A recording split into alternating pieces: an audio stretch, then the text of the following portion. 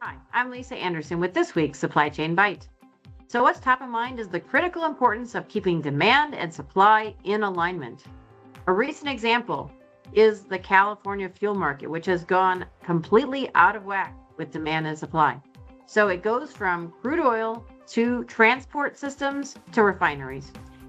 Crude oil has been an issue for a while with demand being, with the capacity being down in California, however, replaced by imports. Transport-wise, the oil fields in Central California to the Bay Area, that pipeline has been shut down as of mid-December because they were losing $2 million a month for many months in a row. That's because there's a fixed cost base for the pipelines and the capacity utilization was way down. Third is refineries, and there's a really big problem here because two refineries, one in Southern California and one in the Bay Area, have shut down and are shutting down by April of 2026, reducing capacity by 20%. So that means that we have significantly reduced capacity on all areas of the end-to-end supply chain with the demand remaining intact.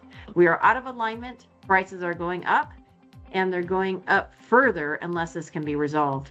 What do we take away? We have to be looking at SIOP, sales, inventory, operations planning, keeping demand and supply, capacity, and customer needs in alignment.